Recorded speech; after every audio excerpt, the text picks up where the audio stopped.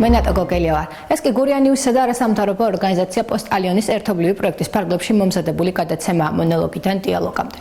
დაბა ნარუჯა ოზურგეთის მუნიციპალიტეტში მდებარეობს ქალაქის ცენტრიდან 10 კილომეტრის დაშორებით. ნარუჯის დასახლება გაჩნდა 1929-30 წლებში, როდესაც ლაითურის ჩაის მეურნეობის გაშენების დროს გადაწვეს ტყითა და ბუჩქნარით დაფარული გაუვალი ადგილები. მისი სახელწოდებაც გადაწვის გადარუჯვის შედეგად გაჩნდა. 1959 წლის ბოლოს დასახლება გამოიყო ლაითურს და ჩამოყალიბდა ცალკე მეურნეობად. 1986 წელს ნარუჯამ უკვე დაბის სტატუსი მიიღო. 2015 წლის აღწერის მიხედვით დაბაში 3207 ადამიანი ცხოვრობს.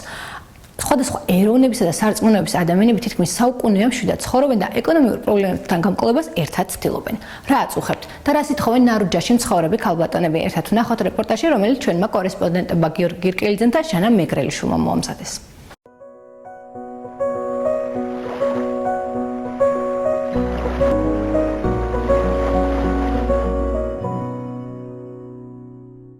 კუთხით არა, კაცების კუთხითაც არ არის არაფერი მოგვარებული და 10 ქალების კუთხით. სამუშაო არ არის, არაფერი არ არის. ერთადერთი ჩაი, თუ გავალთ იქ ჩაიში, გაძლევენ იმასაც 22 კაპიკს, ნახევარს იქიდან სულ თქოს რაც ხარ. დანარჩენი არის ყველა თურქეთზე, ქალიან, კაციან არის თურქეთში. ნარუჯაში არაფერი სამუშაო არ არსებობს. აი უბრალოდ გზა. შეიძლება რომ ესეც თქვა. მესამე წელია გზა გაკეთეთ, ვითომ გაკეთდა. აი ახლა წვენიანია, მაგრამ ჩვენ რო აღდეში ვართ ამისის და ვერი ვიკჭობი. აი ნეტამც ახლა ის იყოს. ნორმალური ამინდი რომ დაინახო აქ რომ მანქანა გაივლის რა დღეში. სახლისები ვართ, სადა ქალების სამუშაო რომ იმსახურო. ან უნდა იქურდო, ან უნდა იყაჩაღო მეტი საშუალება საქართველოში არ არის და ჩვენ ამას ნამდვილად ვერ გავაკეთებთ. ვართ ჩვეულებრივი ქართველი, ჩვეულებრივი ადამიანები. ყველაზე დიდი პრობლემა ახლა ამ წუთში, აი ამ ქუჩაზე რო ვთქვა, აი ჩვენ ქუჩაზე ყველაზე დიდი პრობლემა არის სახუროების გადახურვა. წყალი ჩამოდის რიხინ. ვერც რემონტს გააკეთებ, ვერაფერს ვერ გააკეთებ. შიფერით ვერ გააკეთდა. აი ნიკორები ვითო ვართ დარჩენილი ეს ბინები. რომ გადახედო, ყველგან გაკეთებულია, ყველგან რაღაც არის. აი იქ ამათი ბინა ქვემოთ, იმ ხელა ბინა დაიხურა. იქით ის ბინები დაიხურა, ეს 63 ბინა. აი რატო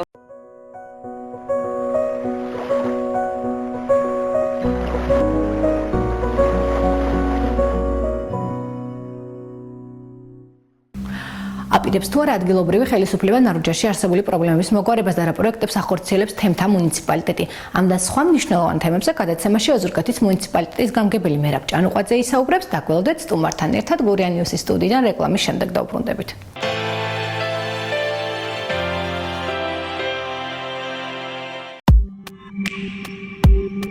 Audio Jungle.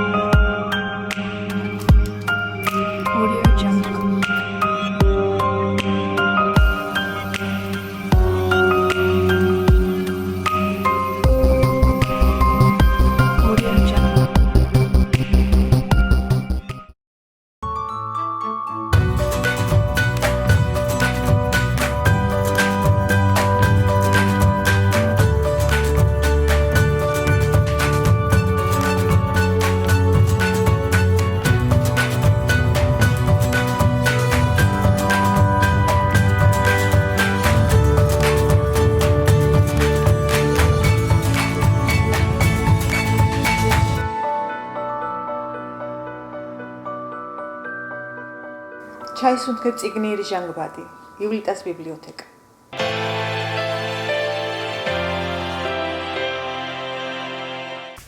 ჩვენ ისევ ეთერში ვართ, ჩვენი გადაცემის სტუმარი ოზურგეთის მუნიციპალიტეტის გამგებელი მერაბ ჭანუყვაძე. მოგესალმებით ბატონო მერაბ.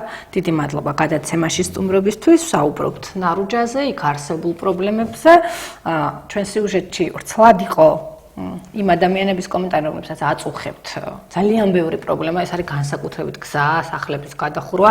რა შეგიძლია გითხრათ გზასთან დაკავშირებით, მათ აღნიშნეს ჩვენს კორესპონდენტებთან საუბარში, რომ 3 წელია უშედეგოდ ითხოვენ გზის ყველაზე მნიშვნელოვანი ინფრასტრუქტურული სამუშაოს შესრულებას. მოგესალმებით, მადლობა გითხრით მოწვევისთვის.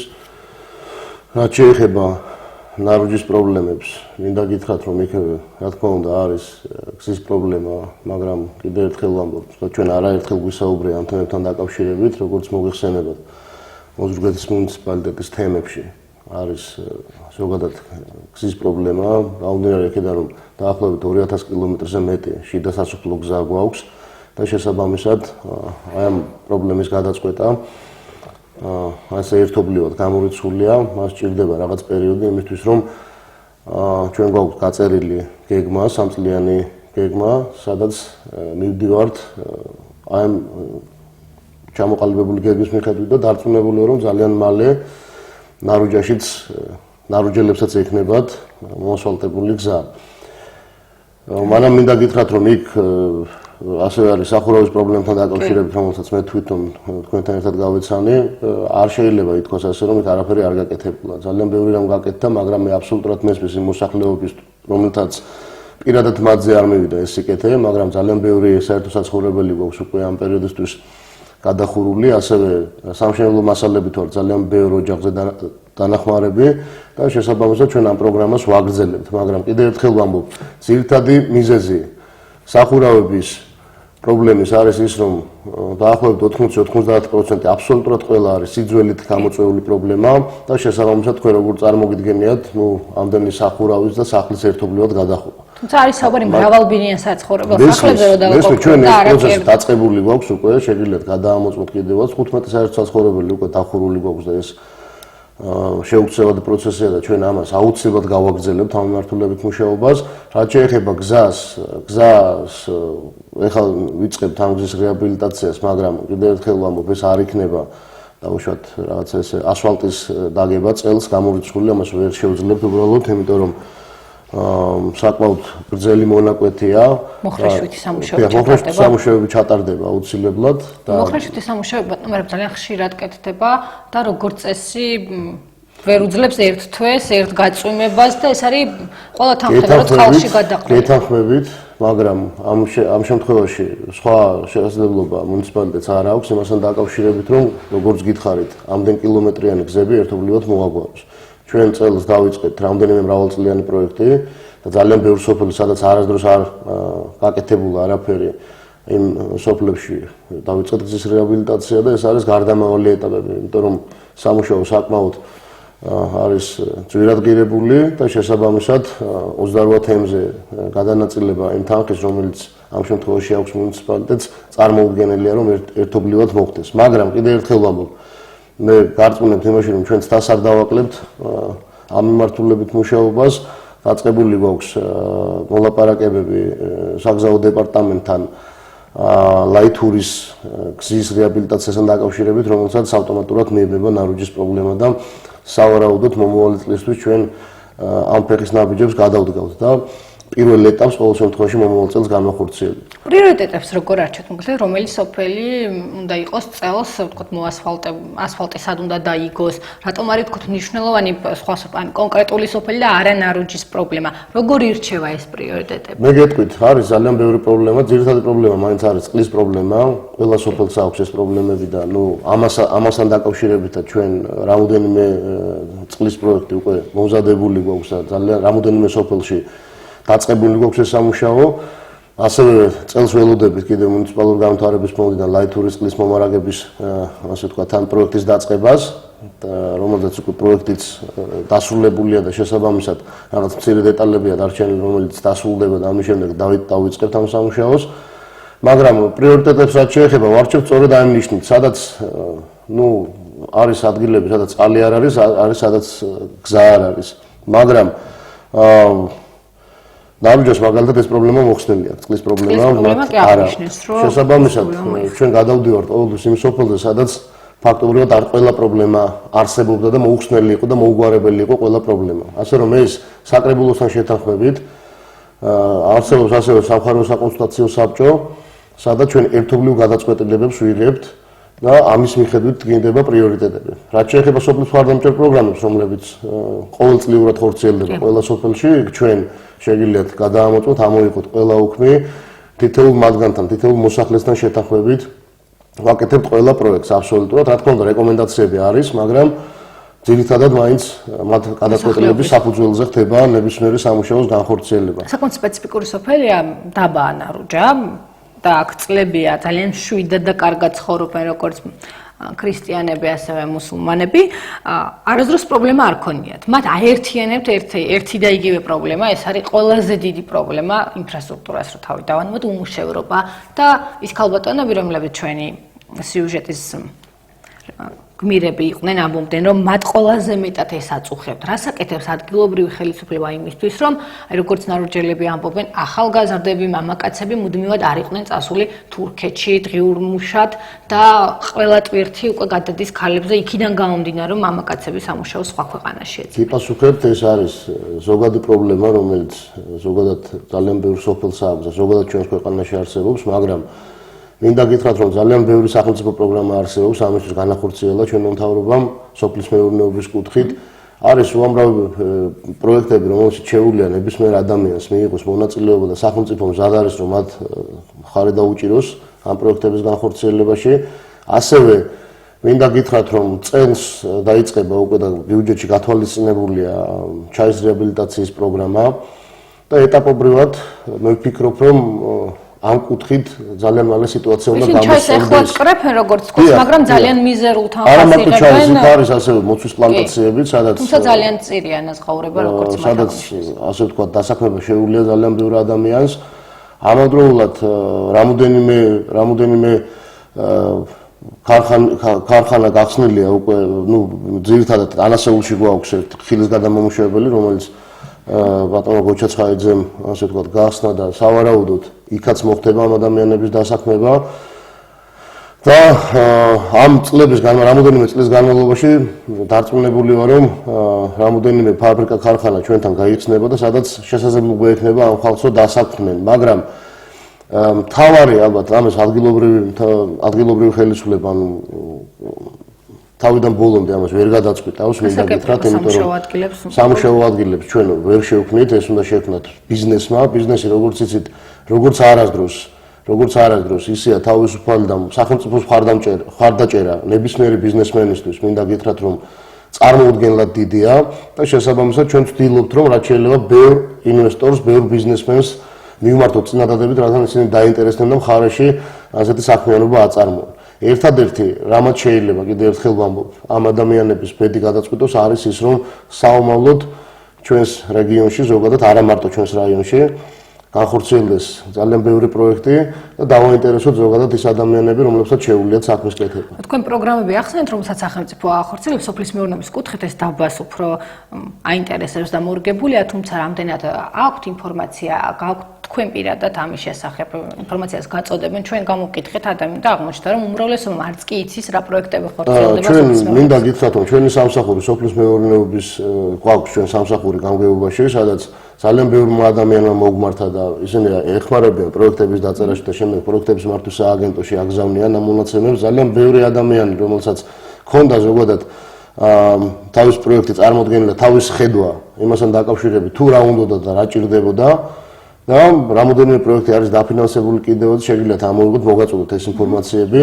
მაგრამ რაც შეეხება, კიდევ ერთხელ ვამბობ, რაც შეეხება ზოგად პრობლემას, რომელიც უმუშევრობას ეხება, კიდევ ერთხელ გავამეორებ, რომ ეს არის რამოდენიმე წელზე გათვლილი და დარწმუნებული ვარ, რომ ეს პრობლემები მინიმუმამდე შემცირდება. ძალიან აწუხებთ ნაროჯაში მცხოვრებ ქალბატონებს სოციალური დახმარების მოხსნის საკითხი. ეს პრობლემა არ აწუხებთ მხოლოდ ნაროჯაში, ჩვენ კონკრეტულად საუბრობთ ერთ დაბაზე, თუმცა ეს პრობლემა არის თითქმის ყველა სოფელში. ჩვენ კარგად ვიცით, რომ ეს არის მუნიციპალიტეტის პრეროგატივა, თუმცა თუ ინტერესდებით ამ საკითხით და ისე თუ აყენებთ საქმის კურსში სოციალური მომსახურების სააგენტოს, რომ აი მართლაც ძალიან ბევრჯერ გადავამოწმეთ და აღმოჩნდა, რომ მართლაც უკიდურესად ღატაკი ადამიანი გულას ვერ იღებს. აქ არის რამოდენიმე სხვადასხვა მიზეზების გამო ხდება ზოგადად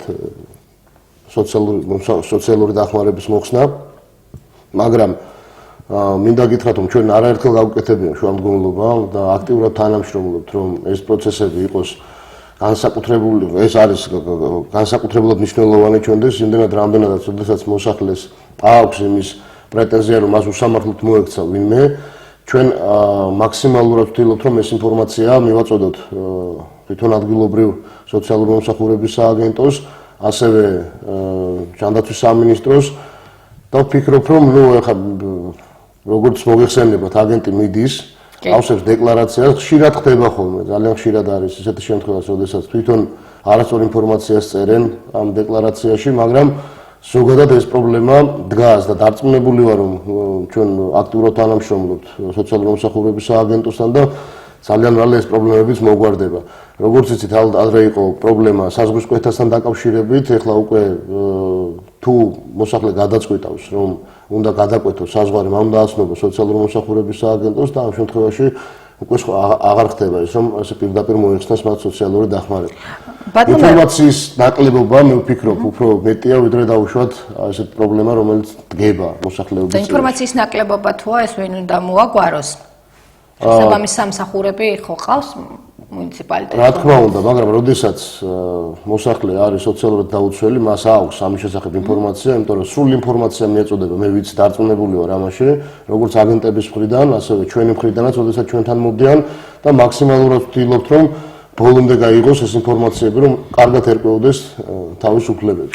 ბატონო, თქვენ ხართ ერთადერთი გამგებელი და ხელისუფლების წარმოადგენენ გურიის მხარეში, რომელმაც შეესრულა პარლამენტის დადგენილება და დანიშნა თანაშემწე გენდერულ საკითხებში. თუმცა ცოტა ხნის წინ თქვენი თანაშემწე იანურ ქვაბიშვილი თანამდებობდა განთავისუფლდა და თქვენ ამის მიზეზებზე არ გისაუბრიათ. რა მოხდა, რატო გაათავისუფლეთ თანაშემწე? უკვე მოაგვარეთ გენდერის საკითხებში ყველა პრობლემა და აღარ გჭირდება თანაშემწე მრჩეველი უბრალოდ. ეს არასწორია, იმიტომ რომ მე არ გამეთავისუფლებია, ეს იყო შრომით ხელშეკრულების საფუძველზე აყვანილი ადამიანი, რომელიც მე მინდა გითხრათ, რომ ძალიან კარგად ასრულებდა თავის მოვალეობას და მე დარწმუნებული ვარ, საომავლოთაც ასე ვთქვათ, თავის წარმოაჩენს ძალიან კარგად, მაგრამ მას დაუმთავრდა შრომით ხელშეკრულება, შესაბამისად, ამ შემთხვევაში მივიღეთ გადაწყვეტილება, რომ აღარ გაგაგრძელებინა. ეს არის დამოკიდებულება, რომელიც ალბათ ზოგადად ამასთან დაკავშირებით კიდევ ერთხელ ვიტყვი, რომ ეს არ იყო რაღაცა ეს გადაწყვეტილება, რომ ერთპიროვნულად რაღაცა მიმეღო ან წასულიყო სახლში ეს ადამიანი, არანაირი მიზეზი ამის არ იყო, უბრალოდ გადავწყვიტეთ, რომ ამ ადგილზე სხვა ადამიანი მოსულიყო. ვინ? ამ შემთხვევაში უკვე დანიშნული ყავს. იქნებ გაგვაცნოთ ჩვენს მაყურებელს, ეს ინფორმაცია არ გაჟღერებულა, ვინ არის, ვინ რჩევებს ვინ გაძლევთ ახლა? ქალბატონი ანჯაყელი დაინიშნა ამ შემთხვევაში ამ თანამდებობაზე. კიდევ ერთხელ ვამბობ, არანაირი რაღაც დამოკიდებულება ის, რომ ეს ადამიანი თავს ვერ ართმევდა თავის დაკისრებულ მოვალეობას არ ყოფილა, ჩვენ ძალიან კარგი ურთიერთობა გვქონდა, გვექნება და სამომავლოდ თუმცა უცნაურია თუ კარგად ასრულებს ადამიანი მოვალეობას, ეს მიდის სახლში და მოდის მის ნაცვლად სხვა ადამიანს ნიშნავთ. ბუნებრივია ამ შემთხვევაში ბევრი კითხვაც გაჩნდება. კითხვა არ მგონია რომ გაჩნდეს, გამომდინარე იქიდან, რომ ჩვენ დღემდე ვაგრძელებთ ურთიერთობას, შესაბამისად იქ არანაირი კითხვის ნიშანი არ დაისმენთ. თუმცა მაინც დარჩა, რომელზეც პასუხს როგორც ჩანს არცევთ, მე მინდა ძალიან საინტერესოა რა რჩევებს იღებთ გენდერულ საკითხებში და თუ ითვალისწინებთ ამ რჩევებს, თუ უბრალოდ ეს არის ერთია რომ ასრულეთ პარლამენტის დადგენილებას და მეორეც რომ ვიღაცა დაასაქმეთ და წინ არჩევნები აქვს, როგორც წესი არჩევნების წინ სტატების დამატება. მინდა გითხრათ, რომ ჩვენ ძალიან აქტიურად თანამშრომლობთ, არსებობს ჩვენთან როგორც იცით გენდერული საკონსულტაციო საბჭო, აქტიურ მონაწილეობას ვიღებთ მათ საქმიანობაში, მუნიციპალიტეტმა საკრებულოს გადაწყვეტილებით დააფინანსა კიდევაც რამოდენიმე მათი პროექტი. შესაბამისად ეს პოლიტიკა, რომელიც ზოგადად აქვს ჩვენს მთავრობას და რა თქმა უნდა ადგილობრივ ხელისუფლებასაც, რომ ამ მიმართულებით ჩვენ ქმედით ფეხის ნაბიჯები გადავდგათ, ეს კიდევ ერთხელ არის შეუქცევადი პროცესი და დარწმუნებული ვარ, რომ საომავლოთაც ეს გაგრძელდება. მათი წარმოდგენილი საუკეთესო პროექტების განხორციელების კუთხით, რა თქმა უნდა. აქედან გამომდინარე, მე მინდა გითხრათ, რომ ეს არ არის ნამდვილად უმოქმედო პოზიცია, იმიტომ რომ მე თავიდან ბოლომდე ყველა იმ რჩევას, ყველა იმ რეკომენდაციას, რომელიც მოდის ამ ადამიანებიდან, მაქსიმალურად ვითვალისწინებ და შესაბამისად შესაძლებლობის ფარგლებში ვეხმარებით კიდევაც. ქალი პოლიტიკაში რამდენად მნიშვნელოვანია თქვენთვის და რამდენად მისაღებია. საჯაროდ არც ერთი ბუნებრივია, საჯაროდ არც ერთი მოხელი არ ამბობს მამაკაცი, რომ ქალის ადგილი არ არის პოლიტიკაში და ასე შემდეგ, თუმცა მამაკაცების უმრავლესობას მაინც პირად საუბრებში ყველა ამბობს თანამდებობის პირებით, რომ არ მოსწონთ ქალი აქტიურ პოლიტიკაში. მე ვფიქრობ, რომ საფუძველს მოკლებული იქნება, რომ რომელიმე პოლიტიკოსმა, რომელიმე ადამიანმა თქვას ეს, რომ ქალის ადგილი პოლიტიკაში არ არის, იმიტომ რომ ჩვენ გვაქვს ძალიან ბევრი მაგალითი იმის თუ როგორი ძლიერი ქალბატონები იყვნენ ჩვენთან პოლიტიკაში და არიან კიდევაც დღესაც და საომალოთაც გაგრძელდება ეს, როგორც ნახეთ ალბათ ჩვენი მთავრობის ახალი სახეებიც მეტწილად წარმოდგენილი ქალბატონები არიან და დარწმუნებული ვარ, რომ ისინი ძალიან განსაკუთრებულ როლს შეიტანენ ჩვენი ქვეყნის მშენებლობაში, ასევე ადგილობრივი ხელისუფლება ცდილობს ამ შემთხვევაში იმას, რომ ჩვენ მაქსიმალურად დავიცვათ ეს ბალანსი და დაცული გვაქვს კიდევაც, იმიტომ რომ ძალიან ბევრ წამყვან პოზიციაზე ჩვენთან არის ქალბატონები. კონკრეტულად რომ მოწამყვეს, უნდა მეკითხავთ, რატომ არ ნიშნავთ თანამდებობაზე ქალბატონებს, თქო, საჯაროდ ყველა ვლაპარაკობთ, რომ ქალი კარგია, ნუ გენდერული ბალანსი დაცულია, რომ თქვენი სამსახურის არც-ერთი უფროსი ქალბატონი არ არის თუ არ მოგწონთ. არა, როგორ გეკადრებთ? ადმინისტრაციის უფროსი არის ქალბატონი, ასევე კულტურის, სპორტისა და ტურიზმის განვითარების სამსახურის უფროსიც ქალბატონი ბრძანდება და შესაბამისად არც ერთი მოადგილე ხალი არ არის? მოადგილებთან დაკავშირებით მოადგილები რა თქმა უნდა ქალები არ არიან რა თქმა უნდა არა უბრალოდ ეს ახლა სიტყვებზე თუ გავაკიდებით ერთმანეთს კი ბატონო მაგრამ კიდევ ერთხელ ვამბობ ეს ადამიანები განსაკუთრებულად ართმევენ თავისუფლება მოვალეობებს თავს და შესაბამისად იმ სამსახურებშიც განყოფილების უფროსები ყავს ძალიან ბევრი ქალბატონები კი განყოფილების უფროსებიც და შესაბამისად მათი როლი ჩვენი მუნიციპალიტეტის საქმიანობაში არის ძალიან დიდი იმიტომ რომ ისინი არიან ძალიან აქტიურები ძალიან კომუნიკაბილურები და შესაბამისად მათთან ურთიერთობა და თანამშრომლობა არის ძალიან სასიამოვნო ნებისმიერი ხელმძღვანელისთვის. რატომ არ დანიშნეთ არც ერთი ქალბატონი მოადგილე საინტერესო? მე გეტყვით იმ ეტაპზე არ იყო კადრი თუ ნუ არა, ასე არ შეიძლება ითქვას რომ კადრი არის, კადრი ყოველთვის არსებობს, მაგრამ არის რაღაცები ალბათ რამაც ამ შემთხვევაში არ მოხდა ისე რომ ყოფილიყო ჩემი მოადგილე ქალბატონი, მაგრამ დიდი სიამოვნებით ვიხილავდი ჩემს მოადგილედ ქალბატონს, მაგრამ ამ ეტაპზე ეს ასეა და დაკომპლექტებული ვართ, ისე როგორც ვართ, შესაბამისად დარწმუნებული ვარ, რომ იმ ადგილებზე, სადაც არიან ქალბატონები ჩვენთან გამგეობაში გადანაწილებული, ძალიან მნიშვნელოვან საქმეებს ასრულებენ. არანაკლებს ვიდრე ასე ვთქვათ მოადგილეები. ძალიან საინტერესოა რა ხდება ქართული ოცნებაში ადგილობრივ ორგანიზაციას გულისხმობთ უკვე საარჩევნო სამზადისი დაიწყეთ კანდიდატიც ცნობილია ქალები რამდენად არიან აქტიურ პარტიულ საქმიანობაში ჩართული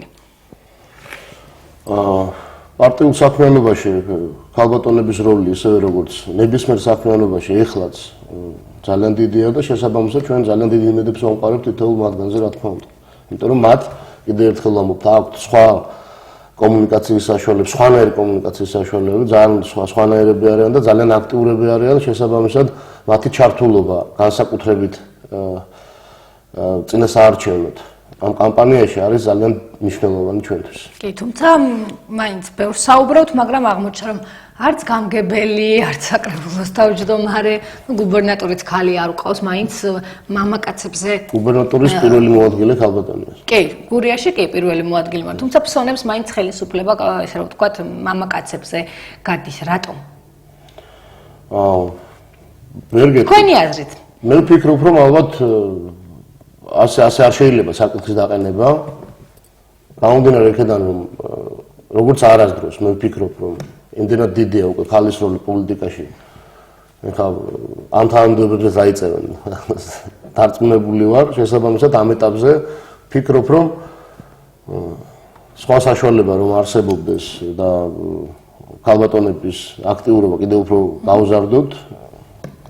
მე ბოლოს შეკითხვა მექნება ქალბატონების აქტიურობასთან. მათი აქტიურობა უნდა იყოს კიდევ უფრო მაღალი, რომ ალბათ ეს კიდევ უფრო აიწიოს მათი ჩართულობის პროცესი და დემოკრატიული პროცესებს შეადარეს თქვენმა მოადგილემ სხვათა შორის ქალბატონის კანდიდატად დასახელება ნასაკირალში და ამ შეკითხვით დავასრულებ. თუმცა ქალბატონმა ნასაკირალში ვერ შეძლო არჩევნების მოგება. თქვენი აზრით რა იყო ამის მიზეზი? ეს იყო პოლიტიკური სიტუაცია, ეს იყო და თუ რაღაც სხვა მიზეზი არსებობდა ამ ყველაფრისა, როცა ქალმა ვერ შეძლო მოეგო ნასაკირალში არჩევნები. ეს იყო კიდევ ერთი ნათელი მაგალითი იმის, რაზეც ჩვენ დავიწყეთ. ასე ვთქვათ, გადაცემა და თქვენი კითხვა იყო ასეთი, რომ რატომ ქალბატონები არა, ეს ნათელი დადასტურება იმის, რომ ჩვენ ზოგადად ამ მიმართულებით მართლა ვმუშაობ და ეს არაა მხოლოდ პოლიტიკაზე გათვლილი, ასე ვთქვათ, საქმიანობა.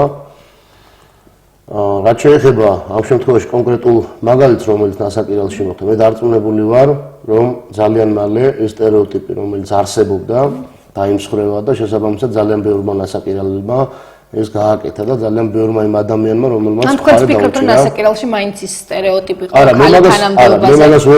მე მაგას ვერ გეტყვით, მაგრამ კიდე ერთხელ ვამბობ, ის სტერეოტიპი, რომელიც ზოგადად არსებობს. მე ასე არ ვფიქრობ, რომ არც ჩემი ასე ვთქვათ, არც ჩვენი მხარდამჭერები არ თვლი და ასე, ამავდროულად არც ჩვენი გუნდი არ თვლი და ასე და შესაბამისად მივიღეთ გადაწყვეტილება, რომელიც მივიღეთ. ასე რომ ეს პროცესი, რომელიც ასე ვთქვათ, დავიწყეთ, დარწმუნებული ვარ, რომ ძალიან მალე ყველა სოფელში, ნებისმიერ სოფელში, არა